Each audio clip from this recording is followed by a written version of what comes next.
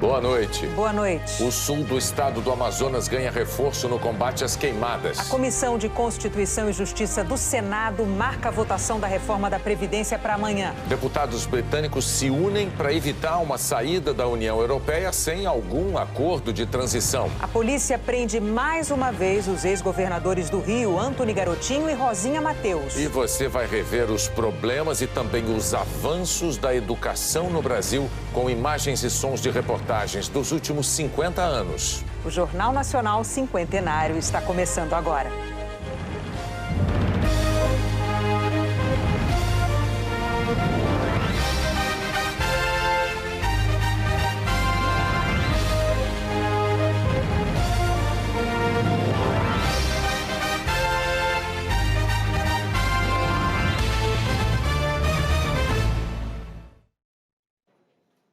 O Exército intensificou o combate às queimadas no sul do Amazonas. 2 helicópteros do Exército se revezam nos sobrevoos à floresta. Em 20 minutos de voo, vimos várias áreas queimando e outras imensas, já destruídas pelas chamas. O piloto procura logo um lugar próximo para pousar. Bombeiros e soldados descem para começar o trabalho. O sul do Amazonas concentra 86% dos focos de calor no estado, que hoje também recebeu o reforço de uma nova equipe de brigadistas e soldados do Exército. Procuramos dessa forma uma maior eficácia, de forma que o foco do incêndio seja combatido, que os ilícitos ambientais sejam combatidos e que haja um trabalho de conscientização no sentido de preservação da nossa Amazônia. Com a ajuda das coordenadas, das fotos de satélite e as informações do Cadastro Ambiental Rural, os fiscais conseguiram identificar os responsáveis por pelo menos 50% de áreas queimadas, como essa daqui. Já tem 282 infratores identificados. Vamos chegar nessas propriedades e fazer os procedimentos necessários. Em Manaus, houve uma nova rodada de reuniões de ministros com governadores da região norte. Eles discutiram a criação de um núcleo permanente de fiscalização e monitoramento para o combate das queimadas na Amazônia. Outra proposta é adiar a GLO, a garantia da lei e da ordem, ou seja, manter as Forças Armadas por mais um mês. O prazo original vai até 31 de outubro. Os governadores também defenderam o fortalecimento do Fundo Amazônia, que financia ações de preservação da floresta. Os temas ainda serão discutidos em Brasília. 7 lideranças indígenas do Amazonas participaram da reunião para apoiar as ações ambientais do governo federal. O combate às chamas também está acontecendo em Apuí. O município está entre os 10 que mais registraram focos de calor acumulados este ano, segundo o INPE. Vamos ver como fica agora a previsão do tempo para amanhã em todo o país. Oi, Maju, boa noite. Aquele tempo de secura ainda persiste?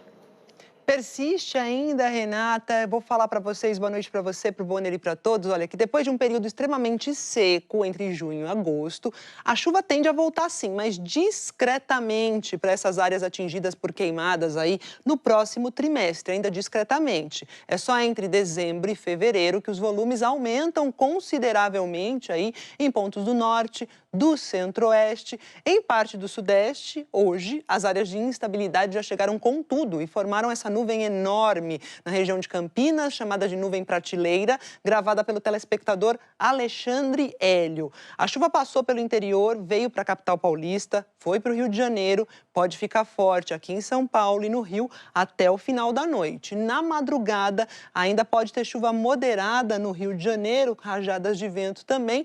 Depois o tempo fica mais instável, faz 27 graus no Rio.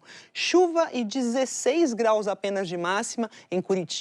São Paulo é da garoa e dos 20 graus à tarde. Pancadas em Manaus, em Boa Vista e chuvica, aquela chuva mais leve e rápida lá no Recife e em Salvador. Na área amarela, o tempo fica firme e em alguns pontos dessa área também fica bem seco, como lá em Palmas, que pode bater 41 graus amanhã, 39 em Cuiabá, 38 em Teresina, 37 em Goiânia, ao contraste, 17 de máxima em Porto Alegre. Mas tem cidades mais frias no Rio Grande do Sul, 0 de mínima em Bagé, 3 graus de manhã em Santa Maria, 4 em Uruguaiana, pode gear nessas cidades e em quase todo o estado do Rio Grande do Sul. E para completar, o pacote pode ter ressaca entre o litoral gaúcho e parte do litoral catarinense. Renata. Tirando o sul do Brasil, as temperaturas começam a subir devagarinho no resto do país, né, Maju? Obrigada, até amanhã. Tchau, Renata, até amanhã. Tchau. Até. Já sobre as águas quentes do Oceano Atlântico, no hemisfério norte, o furacão Dorian está mais perto da costa leste dos Estados Unidos. Na passagem por duas ilhas das Bahamas, ventos de quase 300 quilômetros por hora destruíram ou danificaram metade das casas. Dezenas de barcos foram parar na praia. Mesmo com a tempestade rebaixada à categoria 2, autoridades americanas ordenaram a retirada de mais de 1 milhão de pessoas. E pelo terceiro mês seguido, a produção industrial do Brasil caiu. Segundo o IBGE, em julho, a queda foi de 0,3%. O pior resultado para este mês desde 2015. No ano, a retração no setor chega a 1,7%. A Comissão de Constituição e Justiça do Senado marcou para amanhã a votação da reforma da Previdência e da proposta de emenda constitucional que inclui estados e municípios, apelidada de PEC paralela. O acordo para a votação das duas propostas de emenda constitucional foi fechado entre os líderes de partidos e reduz o prazo de tramitação da PEC paralela. A gente consegue votar amanhã já na Comissão de Constituição e Justiça e ganhar 30 dias de discussão na matéria. E aí sai da CCJ direto para o plenário. O relator da reforma da Previdência no Senado, Tasso Gereissati, do PSDB, dividiu o parecer dele em duas partes. Uma para a PEC original e outra para a PEC paralela, em que concentrou as mudanças. A proposta estende a reforma aos servidores públicos dos estados e municípios, desde que os governadores aprovem uma lei ordinária nas assembleias legislativas.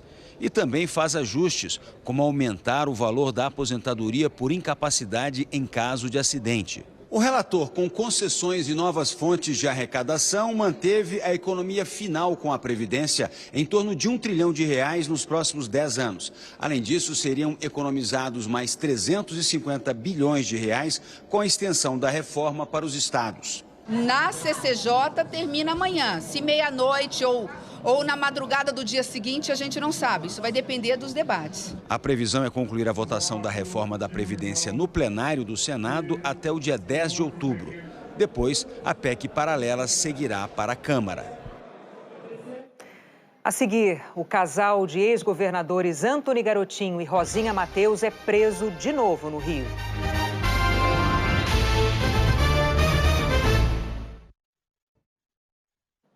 Os ex-governadores do Rio, Antony Garotinho e Rosinha Matheus, foram presos mais uma vez. Duas prisões numa mesma casa. Os ex-governadores Antony Garotinho e Rosinha Matheus foram presos no apartamento da família, no bairro do Flamengo, e levados para a cidade da polícia. O repórter Guilherme Peixoto acompanhou a chegada do casal e tentou ouvir Garotinho, mas um promotor de justiça não deixou que ele falasse. O senhor quer falar? O senhor tem alguma coisa? Não vai falar. O Ministério Público afirma que o casal direcionou 2 contratos para a Odebrecht em troca de propina, durante os mandatos de Rosinha como prefeita da cidade de Campos dos Goitacazes, no norte fluminense. Com base na delação de ex-executivos da empresa, os promotores dizem que a empreiteira recebeu R$1 bilhão para construir cerca de 5 mil casas populares e pagou 25 milhões em propina entre 2008 e 2014. A operação de hoje prendeu outras 3 pessoas consideradas de confiança do casal e acusadas de intermediar os pagamentos.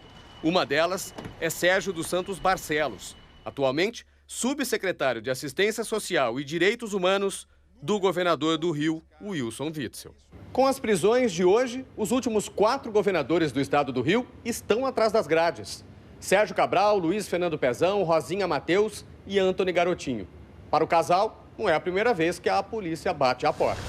A justiça determinou a prisão de Garotinho pela primeira vez em 2016 por compra de votos. Ele passou mal no dia e ainda na ambulância reagiu à prisão.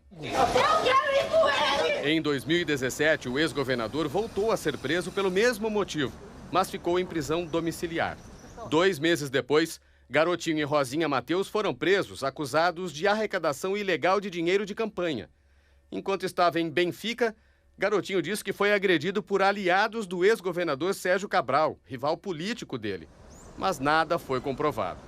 Desta vez, o Ministério Público quer que o casal fique na cadeia. Tendo em vista a peculiaridade e as características dos réus, é notório que eles podem, evidentemente, através de várias ações, fazer ou ameaça, ainda que psicológica, ou algum tipo de manejo com relação a essas testemunhas que foram arroladas. A defesa do casal Garotinho, que está sem partido, disse que as prisões são ilegais e infundadas, que a prefeitura pagou apenas pelas casas que ficaram prontas, que não houve superfaturamento e que vai recorrer da decisão. O Partido Patriota declarou que vai desfiliar Rosinha em outubro. A construtora Odebrecht afirmou que colabora com as autoridades para esclarecer os fatos. Nós não conseguimos contato com a defesa de Sérgio Barcelos, mas o governo do estado determinou a exoneração dele do cargo. Ontem, o Jornal Nacional exibiu uma reportagem sobre uma brasileira cadeirante que relatou ter sido maltratada por funcionários do aeroporto de Frankfurt, na Alemanha, e deixada no chão sem assistência por mais de 40 minutos. Hoje, a companhia aérea Lufthansa, no Brasil, declarou que a passageira se tornou agressiva com a tripulação e a equipe de solo quando soube que não poderia sair do avião com alguns itens de bordo. Que isso dificultou a assistência e tornou impossível a transferência dela para a cadeira de rodas. Que os prestadores de serviço ligaram para a segurança do aeroporto para resolver a situação. E que a empresa vai tratar o caso com seriedade e investigá-lo. A administração do aeroporto de Frankfurt lamentou o ocorrido. Declarou que não tolera discriminação ou tratamento inadequado de passageiros, que atendeu mais de 900 mil passageiros com mobilidade reduzida no ano passado e que vai examinar o motivo e a forma como o incidente aconteceu para tomar as medidas apropriadas. No Reino Unido, deputados de oposição e do governo se uniram para tentar bloquear uma separação da União Europeia sem acordo de transição. Antes de a batalha começar, uma deserção.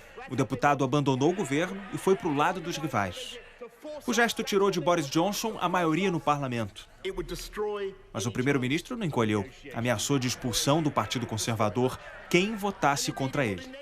Boris disse que bloquear um Brexit sem acordo seria a rendição nas negociações.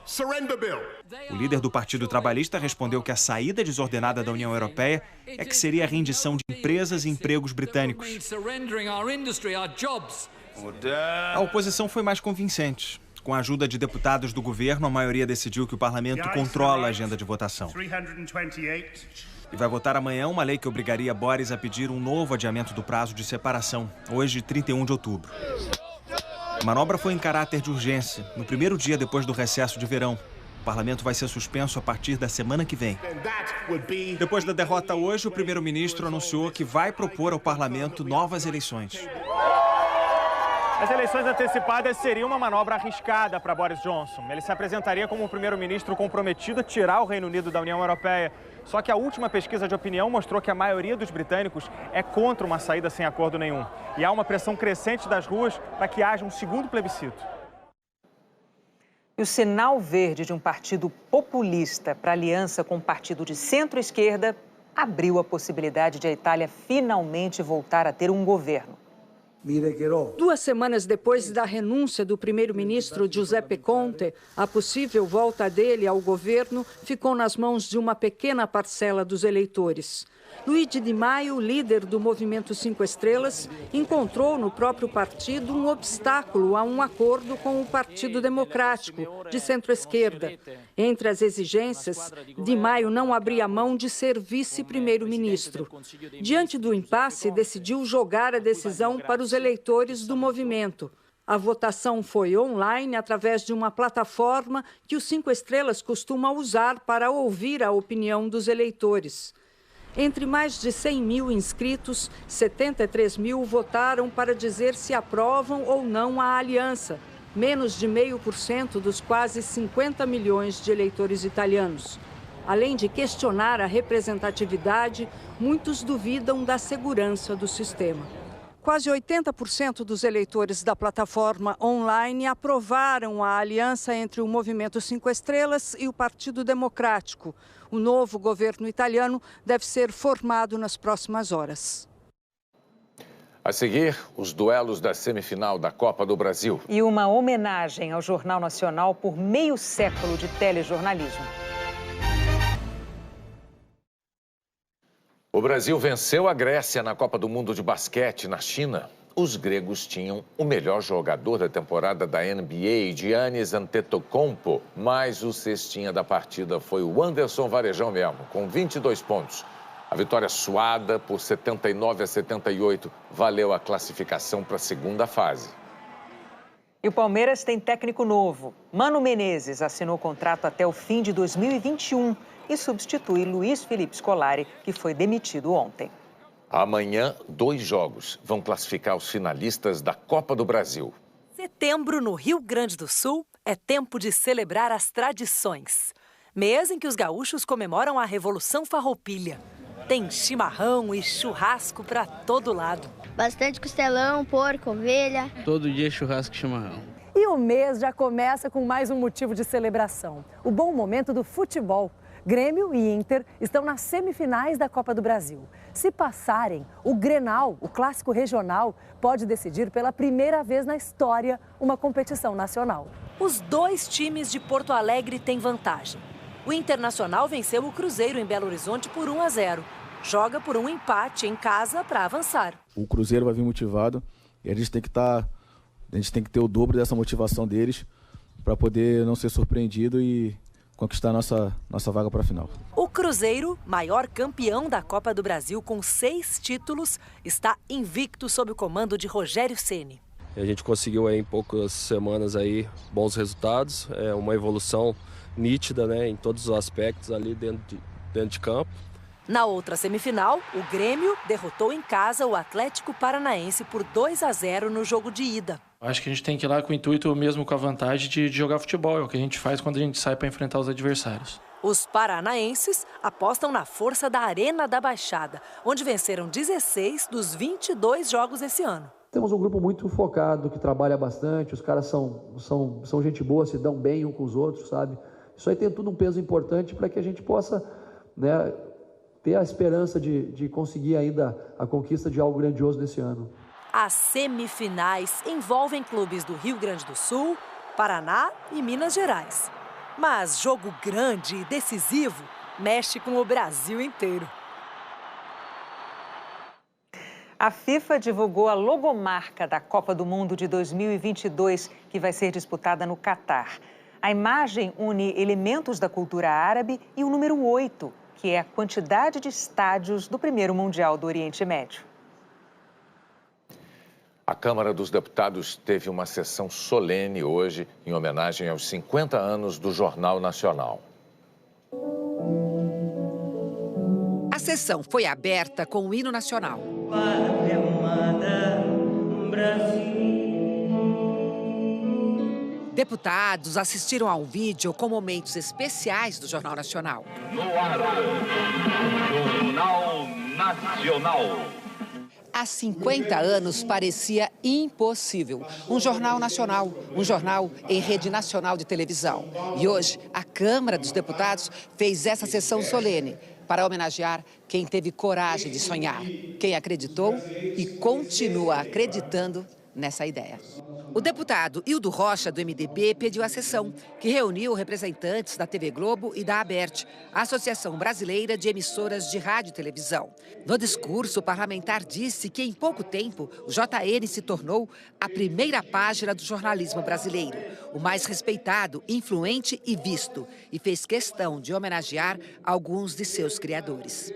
Ainda com o risco de cometer injustiça, não há como deixar de registrar o nome de alguns pioneiros, daqueles que, superando ingentes adversidades, conseguiram lançar o Jornal Nacional.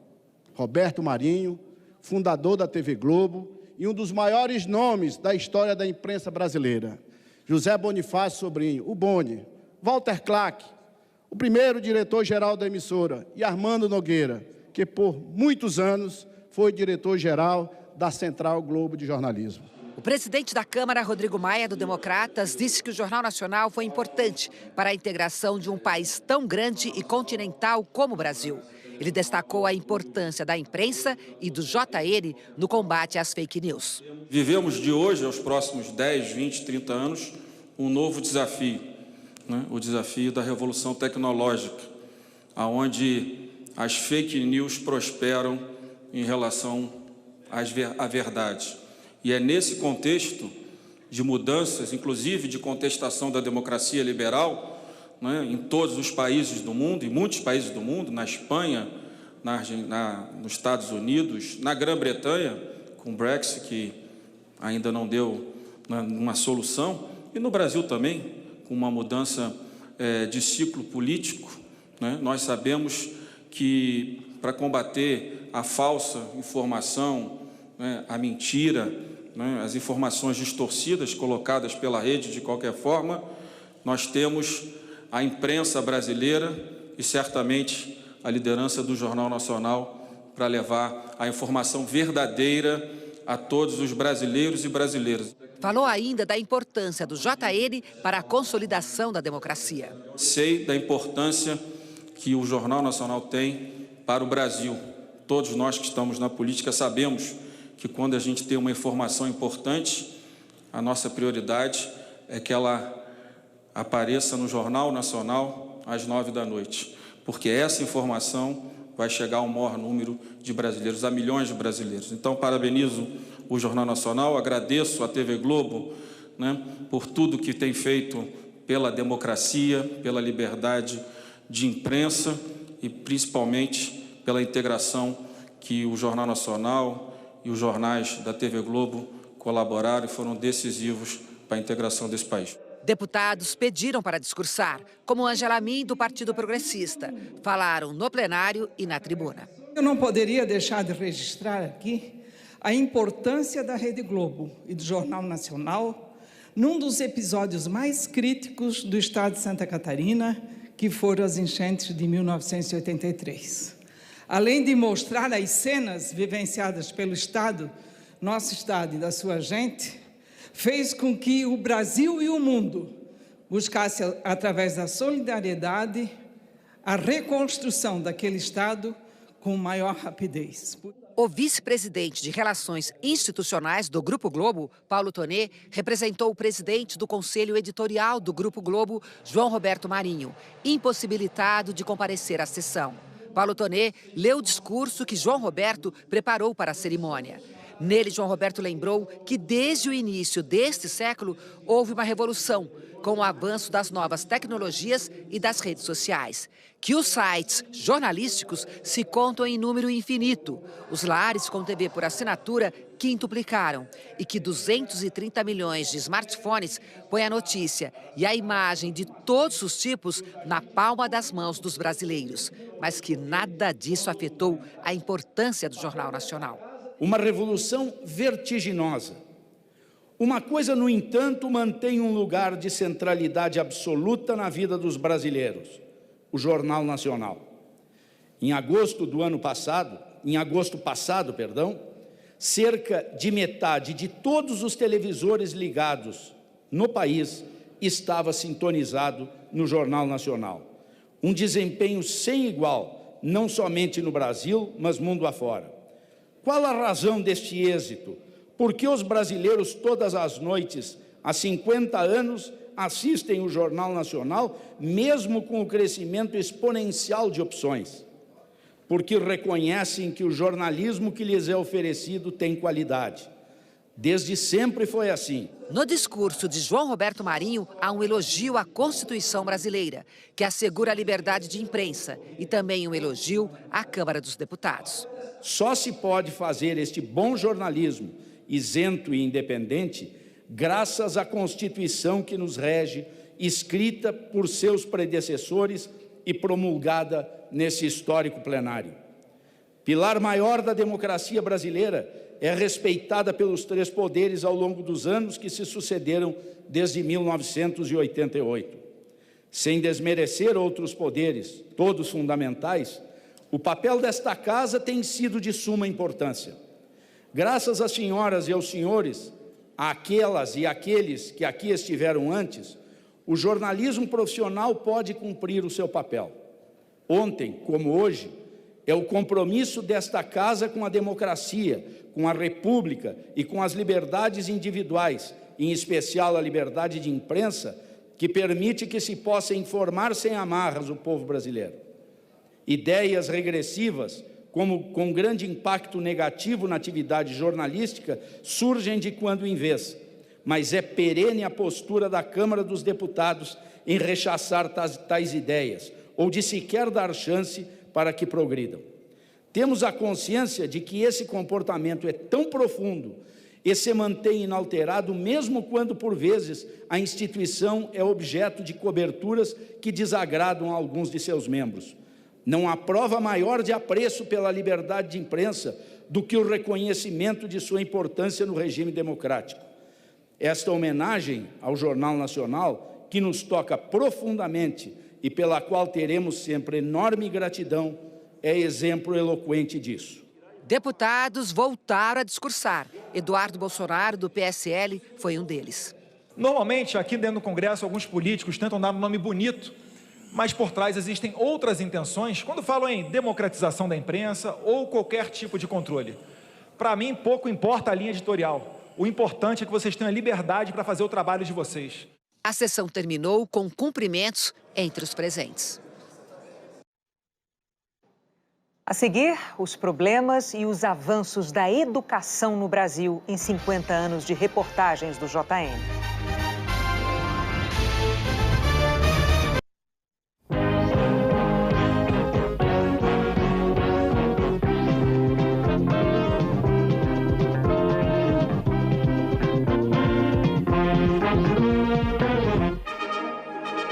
Seja bem-vindo a mais um dos cenários mais marcantes da história do Jornal Nacional. Aqui foram apresentadas as notícias do Brasil e do mundo entre 1981 e 1983. Nesse ambiente, a gente vai abordar hoje mais um tema essencial para qualquer sociedade organizada, para qualquer país: a educação. O caminho que o Brasil percorreu nos últimos 50 anos foi difícil. Qualquer cidadão sabe o quanto o nosso país ainda sofre as consequências de um ensino deficiente. Alunos com dificuldade de chegar a uma escola, escolas com falta de estrutura e de professores, professores com salários achatados e sem condições de se aperfeiçoar, para citar só alguns exemplos de problemas comuns.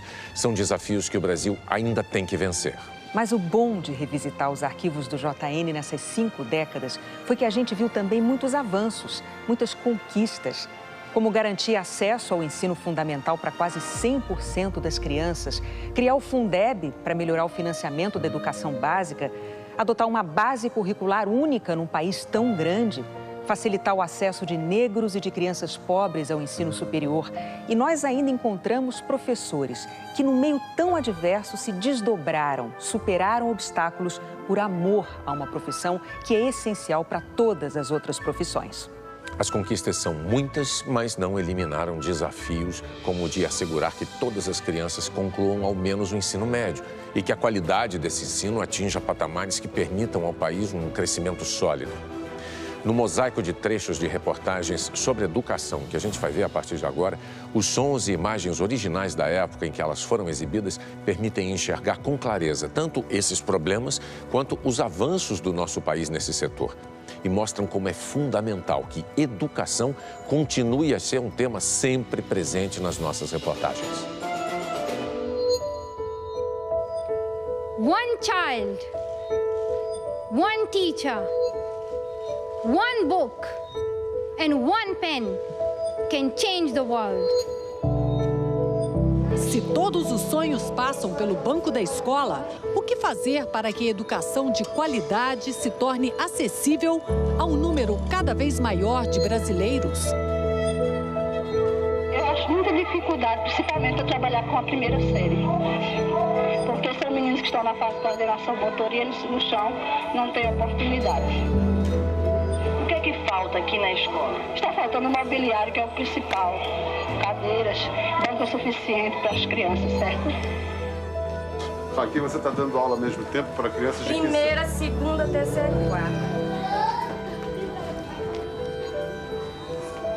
parece desanimada, Socorro. É hoje só? Uma escola que deveria preocupar todos os brasileiros de bem.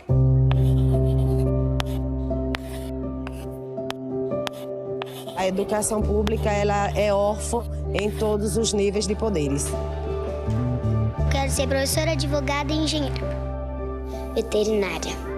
Vênus é mais brilhante do que Júpiter. Um dos meus sonhos é ser cientista, estudar os planetas, espaço. Quando eu crescer, eu vou ser poeta. Eu vou escrever muitos poemas que nem o Mário Quintana. Educação de qualidade tem sido um dos desejos mais recorrentes dos brasileiros. Na lei mais importante do país, a Constituição, está escrito que a educação é um direito de todos e um dever do Estado e da família. Primeiro o I, depois o LOM. Quanto mais cedo as crianças começam a estudar, a receber estímulo, mais elas aprendem a raciocinar. E o aprendizado fica mais fácil para o resto da vida. Os primeiros anos do ensino fundamental são a base para toda a vida escolar. Várias cidades estão virando a página dos erros da educação brasileira. Em parte, pelo programa de entregar a cada município e a cada diretora de escola o dinheiro da educação. O Senado aprovou hoje o texto básico da emenda constitucional que cria o Fundeb, o Fundo de Manutenção e Desenvolvimento da Educação Básica nos estados e municípios. É a primeira vez que o Brasil tem uma base comum curricular, estabelecendo uma formação comum. Prevê que a alfabetização ocorra nos 2 primeiros anos do ensino fundamental, quando a criança tem entre 7 e 8 anos. Linguagens, matemática, ciências da natureza, ciências humanas e ensino religioso. Todas as escolas devem implementar a base até 2020. Esta é uma classe de primeira série. São 40 alunos. Deles, só 8 vão conseguir terminar o primeiro grau. Para mudar esses números, o governo vai especializar professores, melhorar escolas e construir mais salas de aula. Aprender e passar de ano não pode ser uma batalha apenas do aluno. A família, a escola, o professor são muito importantes e fazem diferença. Os professores que se destacam hoje, nas suas áreas, eu digo na rede pública especialmente, são os professores que conseguem trabalhar com o que se tem. Para despertar o interesse dos alunos e garantir o aprendizado, existem vários caminhos. O professor está buscando novas tecnologias, um material que seja atrativo, que chame a atenção da criança, Em vez de falar de análise sintática de Camões, vamos ver se você entende a bula do remédio. São muitas possibilidades de fazer a escola interessante. Para entender matemática, tampinhas de garrafa. 70, 80, 90, 100. Muito antes de aprender química e biologia, as crianças entendem a transformação da semente nas verduras que vão para a salada do dia. E a lição de inglês sai do livro para ganhar vida na interpretação deles. Meat, eggs, vegetables, rice. Quanto maior for o empenho dos pais, quanto melhor for a formação dos professores e quanto mais equipada estiver a escola, melhor será o desempenho dos alunos. A biblioteca aqui é um capricho. A sala dos computadores, uma beleza. 1, 2, 3, 4. Nós conversamos com vários alunos e todos usaram as mesmas palavras para definir o computador. Ele é divertido e ensina as coisas rapidamente. Podem ser usados em todas as classes, de geografia a matemática, passando por redação. Neste centro comunitário, cedido pela Igreja Católica, começa a funcionar a primeira escola de informática e cidadania. Meninos e meninas da periferia que projetam na tela do computador o sonho de um futuro melhor. Eu quero ser alguém, no mercado de trabalho. Aqui, quando o aluno chega na classe e abre a carteira, está abrindo um computador. Nesse computador, ele pode fazer pesquisa na internet, escrever texto. E tudo que o professor escreve no quadro negro, que é um quadro eletrônico, aparece ao mesmo tempo aqui na tela do computador. A qualidade do ensino depende de muitos fatores em graus diferentes. É um desafio que nós temos ainda, universalizar a pré-escola e universalizar o ensino médio. 45 milhões de estudantes estão nas escolas públicas. Segundo o censo escolar, eles representam mais de 87% dos alunos. A maior parte é de baixa renda e só agora está conseguindo ter acesso à escola, que é de graça. Uma parcela enorme de estudantes termina o terceiro ano da educação fundamental sem saber o básico de matemática e de português. A gente vê que o ensino é o mesmo desde a década de 80, 90, não sei. E as coisas precisam evoluir, precisa de uma melhoria. Ninguém obriga um adolescente a ficar numa escola em que ele não sente ligação com o projeto de vida dele. O governo sancionou hoje a lei que institui a reforma do ensino médio. O número de horas de aula vai aumentar e o aluno vai poder escolher uma parte do currículo. Liberdade para escolher o que aprender na escola é um sonho antigo do jovem. Mas nem tudo será opcional. Português e matemática continuam obrigatórias durante todos os anos do ensino médio. Tudo isso é parâmetro do Índice de Desenvolvimento da Educação Básica, o IDEB, que avalia o desempenho escolar em português e matemática, considerando reprovações e abandono dos estudos. Felizmente agora a gente tem o IDEB, que é uma nota de 0 a 10 que cada escola tem. Assim como o filho tem uma nota do seu aprendizado na escola, a própria escola tem uma nota. O Mauro está estudando matemática. Ele segue o exemplo da irmã mais velha. Monique foi a primeira da casa a participar da OBMEP, a Olimpíada Brasileira de Matemática das Escolas Públicas. As Olimpíadas tiveram um papel muito importante de ponte. Eu não sabia que existia uma carreira de matemática quando eu comecei. Arthur Ávila é o primeiro brasileiro a ganhar a medalha Fields, considerado o Nobel da Matemática. Um dos problemas mais graves do ensino público, talvez o maior, foi discutido neste encontro: a evasão escolar. Fazer com que meninos e meninas permaneçam mais tempo dentro da escola continua sendo um grande desafio da educação. O sonho de virar advogada vai ter que esperar. Aos 17 anos e grávida de 5 meses, Poliana abandonou o ensino médio, numa escola do interior do Piauí. Quando surge uma gravidez precoce, aumentam as responsabilidades, os desafios, principalmente para as mulheres. Para serem mães, muitas sacrificam justamente aquilo que poderia dar um futuro melhor para elas e seus filhos. Quando a sala de aula fica vazia, é fácil entender o impacto da violência na educação. As crianças simplesmente ficam sem aula. Agora, os especialistas dizem que são muito mais graves os impactos físicos e emocionais que essas crianças vão sofrer a longo prazo.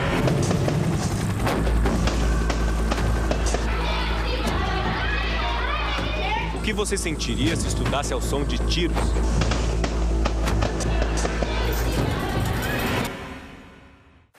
A gravidez na adolescência e a violência influenciam, mas há outros fatores. A dificuldade de acesso às escolas nas áreas rurais do Brasil é um dos motivos que podem levar ao abandono escolar. Alguns chegam a andar até 5 quilômetros todos os dias, debaixo do sol forte do cerrado. As crianças ficam cansadas muito, né? Os municípios que evoluíram nas últimas avaliações nacionais seguem de perto os passos dos alunos também fora da escola. Se o aluno falta à escola um dia, já temos que saber por que o aluno não veio, o que o aluno está fazendo. Estudar é difícil, mas nada de desistir. A gente tem que vir para a escola como a gente merecer, andando, de canoa, de barco, de lancha, qualquer coisa. O importante é estar aqui. Eu ouvi dos colegas, você vai fazer mestrado para continuar numa escolinha rural? Então eu respondi, eu quero justamente fazer mestrado para eu poder ser uma professora melhor para os meus alunos da área rural. Lua do ar, azul. Essa escola rural se tornou a 6ª do país no ranking do IDEB. Estamos na Chapada Diamantina, que fica a 480 quilômetros de Salvador. Este lugar mostra outra riqueza. Os alunos não só ultrapassaram o índice de desenvolvimento da educação básica previsto pelo MEC para a região, como alcançaram a meta para o ano de 2021. Um debate em Brasília, a situação do ensino e dos professores no país. Quase metade dos professores quer mudar de profissão. Uma pena, porque o professor é tudo num país. Só existem as outras profissões porque existe o professor. Nós somos obrigados a aguentar em cada sala de aula, muitas vezes mais que 40 alunos. E, além disso, os baixos salários obrigam o professor a trabalhar muito. Eu ensino em 2 escolas particulares e numa escola da rede municipal. Mas essa escola que é da rede estadual, de manhã, à tarde e à noite. Deborah, don't cry yet. We've got a long way to go. Uma brasileira de São Paulo ficou entre os 10 finalistas do principal prêmio para professores do mundo. Eu vejo meus alunos querendo ser engenheiros, querendo ser biólogos, porque despertou essa aprendizagem para eles. Eles entenderam que eles têm um lugar no mundo hoje. Esta antena rompeu o isolamento de 5 séculos e inaugurou um novo jeito de aprender. Tudo via satélite. Foi assim que o ex-vidraceiro Paulo mudou de profissão. Atravessava noites estudando em casa no Recife e acordava cedo para acompanhar as aulas do telecurso na TV. Foi uma grande oportunidade para eu poder ganhar tempo e mudar minha situação. Se formou em filosofia e virou o autor do livro do telecurso. O curso à distância é o futuro da educação, seja para apoiar a educação presencial, seja para permitir que seja feita uma educação nessa modalidade. Distância, perto, o importante é que esteja estudando. Que sem a educação a gente praticamente não é nada. Se a educação ilumina o caminho das pessoas, ainda temos 11 milhões e 300 mil brasileiros vivendo na escuridão. São aqueles que, em pleno século XXI, não sabem ler nem escrever. O analfabetismo é uma praga que vem sendo combatida, mas em ritmo lento. Eu sentia uma cega, eu não sabia ler nem escrever, eu olhava aquilo ali, eu não estava enxergando nada que está escrito ali. Você pegar aqui o ônibus não saber para onde ir, só pegar só o jeito do tipo do ônibus, a cor que seja, né? E não saber para onde é que ele vai. A sala de aula costuma representar o primeiro passo de uma guinada que estava só no desejo até agora. A escuridão ficou no passado e Dona Maria, aos 70 anos, pegou tanto gosto que não larga os estudos. E eu quero ainda subir na faculdade. Os vestibulandos hoje esqueceram os livros e procuraram as praias e os cinemas. Pequenos grupos, no entanto, ainda compareceram aos cursinhos pré-vestibulares em busca de um reforço. Na próxima segunda-feira serão realizadas mais 2 provas, da Avenida Agamenon Magalhães para o Jornal Nacional. Você não passou? Passei. Tá querendo você? Eu passei, pô. Eu passei hoje estudando. Passei odontologia. Seu Felipe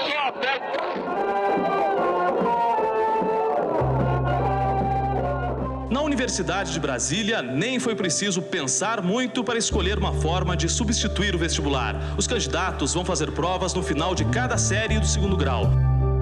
Começaram hoje as inscrições para o Enem 2019. A partir do ano que vem, o Enem vai ter uma versão digital das provas. É o passaporte para entrada em pelo menos 129 instituições públicas no Brasil. O estudante vai pegar a nota do Exame Nacional do Ensino Médio e se inscrever no SISU. O sistema de seleção unificada que classifica alunos para universidades públicas de todo o país. O ProUni também faz seleção de estudantes para bolsas em faculdades particulares com base nas notas do Enem e no perfil de renda familiar.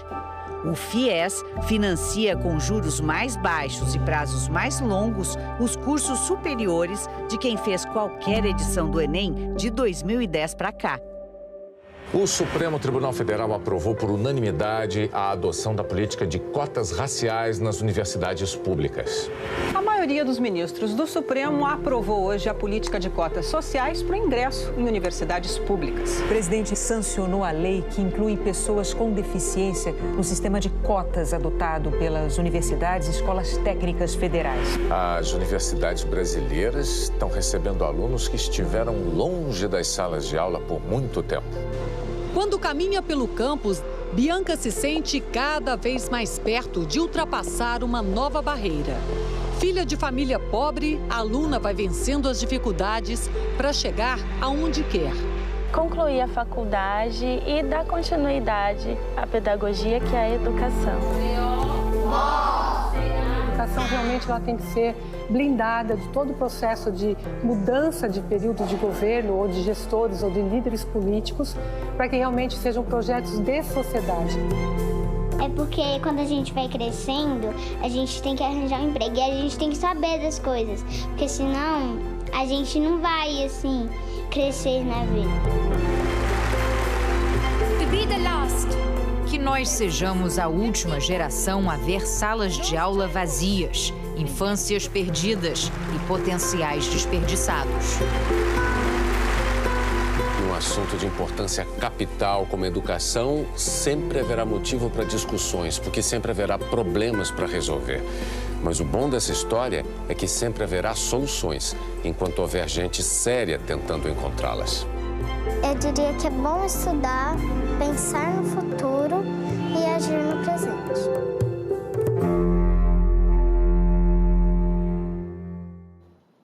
Se você se emociona, imagina a gente aqui. Bom, mas nessa reportagem a gente ouviu a voz do Pedro Bial perguntando a uma professora sobre o desânimo dela. Lá no comecinho da reportagem. Logo no começo. Acho que era Socorro o nome dela. Exatamente. Pois essa entrevista foi ao ar no projeto especial para as eleições de 2006, a Caravana JN. Na página 148 deste livro que está aqui na minha mão, o Bial explica como foi o encontro com essa professora. JN, 50 anos de telejornalismo, traz as memórias de dezenas de profissionais sobre os bastidores do Jornal Nacional nesse meio século de história. Na página do Jornal Nacional na internet, você encontra essa reportagem especial e ainda um conteúdo exclusivo do especial 50 anos. Boa noite. O Jornal da Globo é depois de The Voice Brasil. Boa noite e até amanhã.